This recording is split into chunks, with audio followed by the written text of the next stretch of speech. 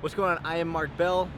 Jordan Syatt, baby. We're going to go on a walk and hopefully have some good content for you. Awesome. I'm looking forward to it.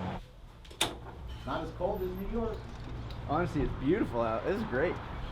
So the question I see probably the most, and this is maybe you can attack it two different ways, but some of it's fitness related and some of it's getting to the gym related. And it's a question I'm sure you answered a zillion times, but I'm sure my fans would love to hear some of your commentary on it. How does somebody, get back on the right track? How does somebody who's in a slump just pull themselves out of it? What are some techniques or things that you've seen that have helped maybe even you and some people that you work with? Yeah, I mean, it's probably, if there's one most common question, it's like, how do I get motivated? What do I do when I've been out of the gym for a long time, either because they had surgery, they had an injury, they have kids, they just didn't get motivated for a while. And for me, the one thing that's consistently worked the best is to talk about, usually what's happening is you say you want to go, but oftentimes when you wake up in the morning, you'll be in bed, you'll be way more comfortable. It's way more comfy to be lying in bed. Yeah, 100% of people. That pocket of warmth. Yeah, and it's cold the second you get out of bed.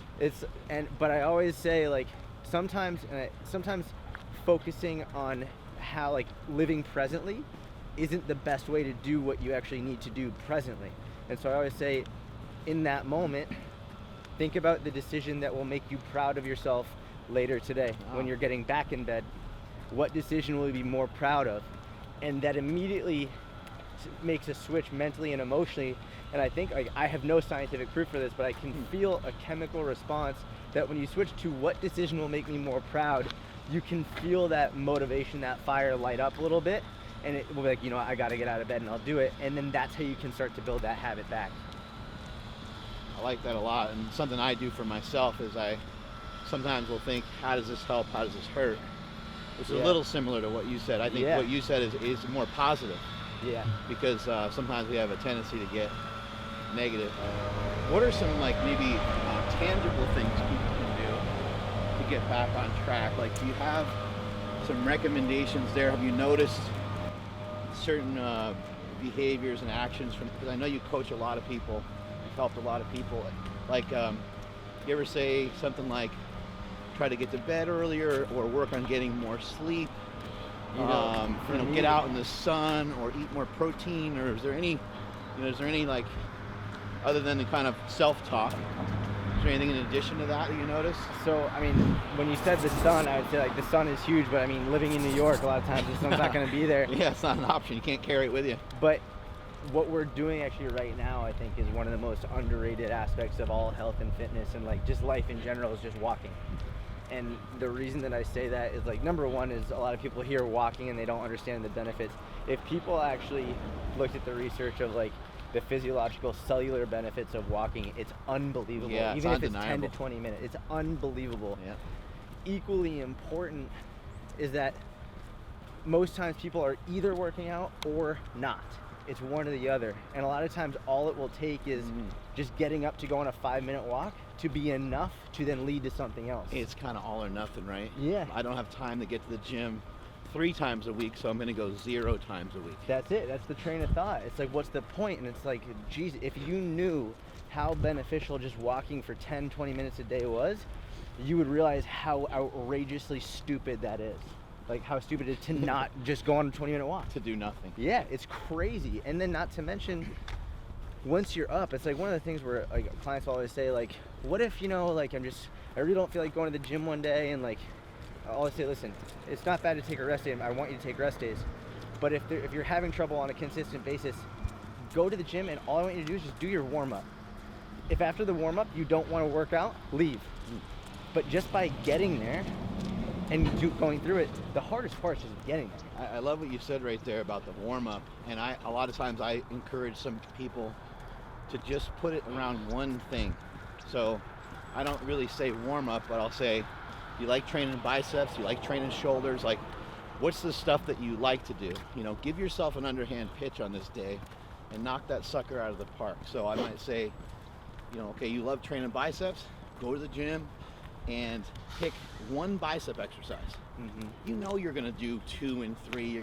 The hot girl that you always see at 4:30 every single day is going to be coming in at the same time. You got to throw in a couple extra sets, get that pump. So you know that you're going to do more than just that. And I like what you said about the warm-up, because I feel like that's an invitation to do more work and to do more stuff. And you know you're not going to be there for 6 minutes. You're probably going to be there for a minimum of 30 or 40. I like what you said though about like doing what you like. It's probably like it even better than the warm-up, because no one likes to warm up. Yeah. Like no one even likes that part. So it's like by going in and knowing that you're going to do something that you really enjoy, even like I don't care if it makes you train biceps 7 days a week. If you have to do 1 set of biceps every single day just to get you in the gym to have a better workout, absolutely. Shift gears for a little bit here. Related but unrelated. What about getting started? You know, how does somebody get started on something? I know that recently you got started with Jiu-Jitsu. How did you get started with Jiu-Jitsu? Like, I'm sure you had conversation in your head probably for a few weeks, maybe even for months, and maybe even for a year or two. Yeah. Well, you know, I grew up wrestling, and I've always loved the mats and rolling around and grappling, but Jiu-Jitsu, it's a different sport than wrestling on many, many levels. But I've always wanted to do it. I've messed around with it in the past, but not very seriously. And it got to a point where I was just like, I have to do it. Like, I have to do it in order to, like, I have to commit to going at least 3 times a week, 4 times a week ideally. And I'll tell you, the first class that I went to. How long were you thinking that for before you actually went? So I started doing like some one-on-one sessions with the guy in about June, and it was sporadic. It was sometimes it was 3 times a week, other times we would miss an entire week, and it got to a point where I was like, if I really want to commit to this and get better, like I need to like make sure that I'm going at least 3 times a week. I just want to stop you just for a second, because I think this is important for people to understand. The only way to be consistent is to go through the practice of what it's like to be inconsistent. You know, we've talked about being black belts in dieting and stuff. So I can say, Jordan, dude, like, let's get you shredded, and he can be shredded in a handful of weeks, really. Right. We're not trying to like brag, but we're used to it. You know, it won't be really all that uncomfortable for him. He knows his best way of doing it. He's learned it. And a lot of the same thing with you guys. If you haven't really done something before, it's going to be really hard to get started, and consistency is going to be really, really hard. And what you're going to notice is you go on a Tuesday, and then the holidays hit, and then you go on you go again on next Thursday, and then you go Friday, Saturday, Sunday. You're all pumped up and excited, and then you miss 2 weeks, and it just keeps going.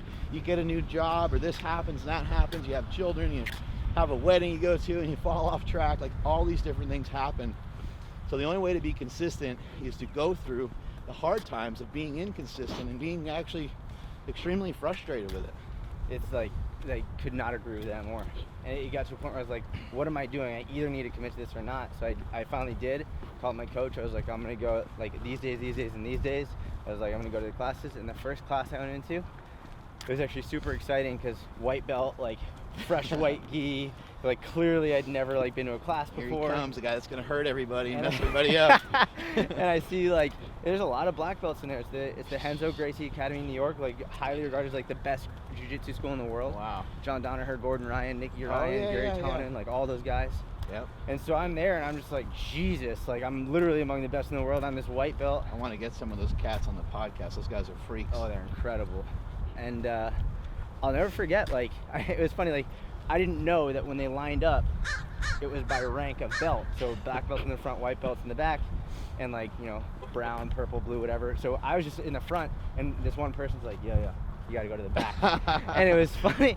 It's nice that the person did that, right? It was super nice that they did that. But it was one of those things, it was like, I could feel myself being like, what do people think? Like, are they like, oh, newbie, whatever. And immediately I was really glad that I was doing it, because I was like, this is how sometimes people feel in the gym. Like, this is what people are nervous to feel like. And I, like, in that moment, I was like, man, this is great. Because when I leave today, I'm going to be so much happier that I did it than if, like, I just left because I was nervous or because I thought people were judging me or I'm not going to come back. And since that day, I've been 100% consistent in getting there at least 3 times a week, if not more.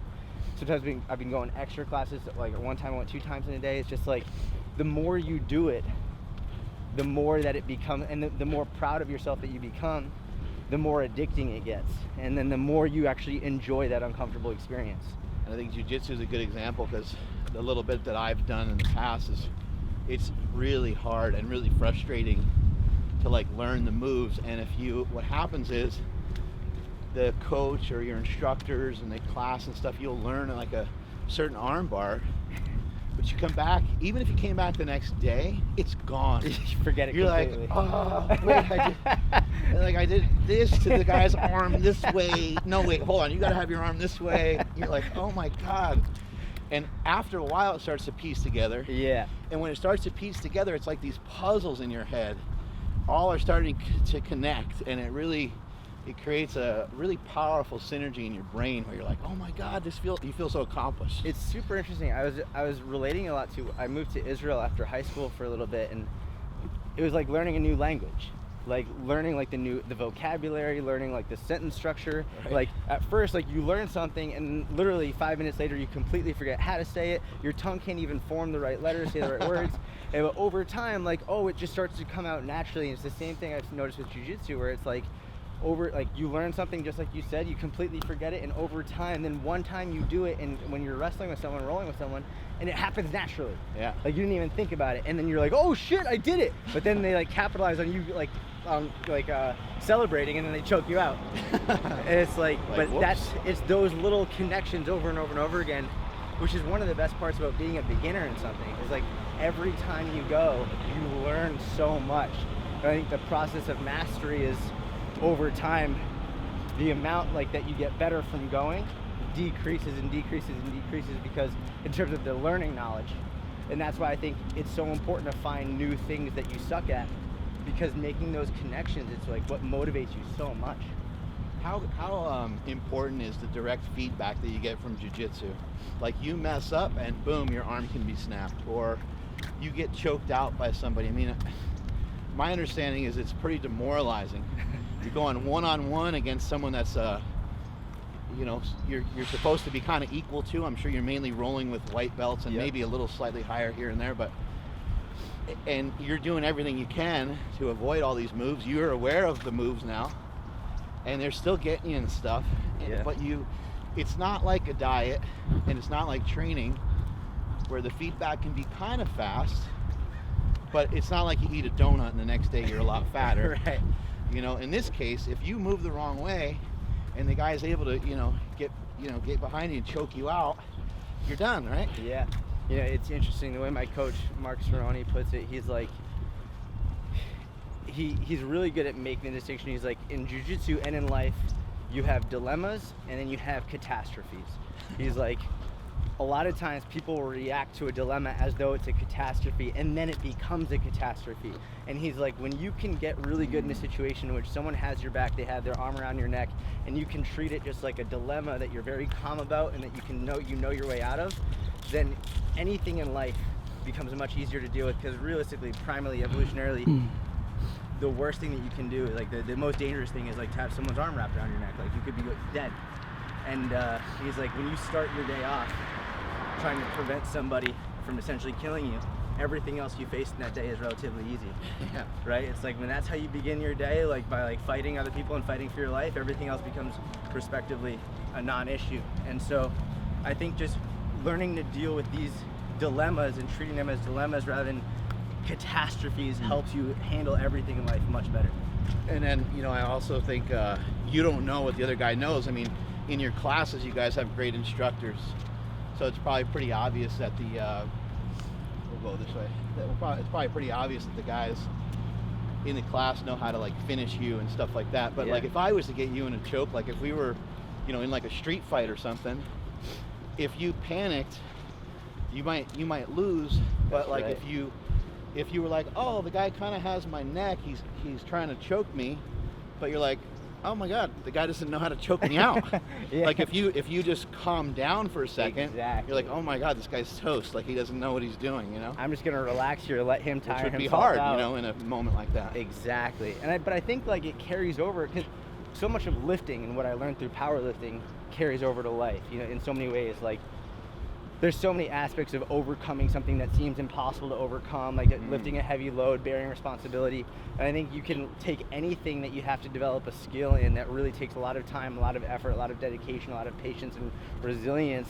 And I see that with jiu-jitsu as well, as overcoming something that seems catastrophic and learning how to take that thing that seems catastrophic and make it into a simple obstacle, a dilemma that you know you can overcome, will allow you to do that in so many areas of your life. Switching gears again, I know you make a lot of time for a lot of other people via social media, via being on YouTube and other parts of the interwebs, Twitter, Instagram. How do you make time for IRL, you know, people that are in your real life? How do you make time for them? How do you make, I know you have a girlfriend, you're close to some other family members and stuff like that. How do you make time for people in real life? I'll be like, from the very beginning, I'll be forthright and say, like, fortunately my girlfriend and my family and my friends, like, they're very supportive of what I do. Oh, that's great. And like, I'm very blessed on that front because I work a lot, and a lot of it is not in real life world where I'm on social media a lot, and they it's not that they allow me, but they understand me, and that's, I think it's part of why they love me, is because they see how passionate I am about it, and like, they understand that that's really where my passion is right now, and that's what I want to do. But have then you been with girls in the past that maybe didn't understand that? Couldn't handle it. They got super upset. So you were just, yes, you had to move on. It wasn't you going to have work for either person. It's not fair to them, and it's not fair to me to try and, it's like trying to fit a square peg in a round hole. It's like, why would I force you to suffer to be in something that's not going to work out for either of us? So fortunately, I found an amazing girlfriend, and you know, my family and friends are super supportive of it, and they know if I don't respond to a text, it's not because I'm ignoring them, but because like, I probably saw it and I was like, I'm going to get back to you, and I forget because I have so many other things going on. But I will say that one thing they do appreciate is when I put my phone down, I'm not half pregnant with it. I'm not half listening. It's like, when I'm listening to you, I'm listening to you. Right. And when I'm not listening to you, I'm not listening to you. And like, they know that when they need my attention, I'm there. And that when I actually am away from work, away from jiu-jitsu, away from whatever I'm doing, they have my full attention. And I think that's really what it is. I think a lot of times, a lot of people, even if they're not using social media as their job, a lot of times they'll like only be half listening. Even if they're looking you in the eyes, they're not really there. I think I would rather have less actual time, but more of that time being high quality, than more total time, but less of it be actual high quality. How did you meet your girlfriend? So we actually dated for one day in middle school. Oh, really? Yeah, we dated for one day in middle school. And, why just the one date? What happened? I gave her a light up rose. We went like rollerblading on our first date, and then she broke up with me the next day. She's like, get out of here. And then like 10 get years, out of here, you creep. 10 years later, she found me on Instagram, and it was before She's like anything. anything. Oh my God, this guy's got a lot of followers. I'm just kidding. And we can just stop right here for a second. She was just like, I love your fitness stuff, and I was like, you're super hot. And let's do it. and then like, I didn't think it was going to turn into anything. Have she kind of been in the back of your mind for a while? Honestly, no. Like, we didn't really interact much. She actually moved towns and went to a boarding school, and I didn't see her much after middle school. But we started hanging out, and she's amazing. Like, how long you guys been together for? 2.5 years now. Oh, awesome. Yeah, it's crazy. That's really, really cool. Yeah, she's great. Yeah, congratulations on that. I think, you know, people don't talk enough about relationships. We don't really hear anyone really, we don't hear anyone. It's rare to hear people really open up and talk about it much, but do you, when you work with your clients, do you sometimes get into that? These lifestyle changes towards fitness and towards their health, you know, you probably have to kind of, there's always some underlying thing with their dad or their mom or their brother or sister. Somebody's in the family suffering, or maybe they're the ones suffering. Maybe they have a drug addiction or alcohol addiction. You got to go into their relationship with food. I know people talk about that a lot. Then there's also the relationships that we have with people, right? Yeah, I mean, we talk about stress so much, and stress doesn't just come up out of nowhere. Like, stress is like, there's somewhere in our life, whether it's work, relationship, family, friends, whatever. It's like, our body might respond the same from a stress response, but the cause of that stress response is different for everybody. And if you don't know where to identify the stress is coming from, then you can't fix the response. Right. So I think part of it is just not even necessarily providing solutions as much as just like a soundboard for people to talk. They just need to get it out sometimes, yeah. We usually know the answer but sometimes like we don't know the solution to the answer until we speak about it out loud. Should I eat more salad? Andy Galpin, one of the smartest people I've ever had here when it comes to like just understanding how food reacts in the body, and just an amazing nutritionist. He said most of the time, if he just stares at someone long enough, he'll get him to the right answer, because they'll say, should I eat more protein? And he's just like, he'll just settle into like staring at you awkwardly more, like, yeah, you definitely should. And that's kind of the case with nutrition a lot. And I think that our buddy here, Jordan Syatt, is a gift to fitness, and I'm thankful that he's been putting out the information that he's been putting out, because we need people to simplify it. We need people to lower the barrier of entry into fitness and into nutrition. And I really love the combination of how you were able to do stuff with Gary Vee. I think that that's been a huge blessing in your life as well, because now you have a great ability to communicate your own message. And I'm grateful for it, and I love seeing your posts every day, and I know a lot of the fans here love seeing your posts. Really appreciate it, man. I'm blessed to have you in my life. Really. Yeah. Thank you so much. Thanks, I appreciate buddy. everything you've done. Thanks, guys. We're going to go inside, and we're actually going to lift some weights. We're going to stop this old guy walking stuff. Strength is never a weakness. Weakness is never a strength. Catch you all later.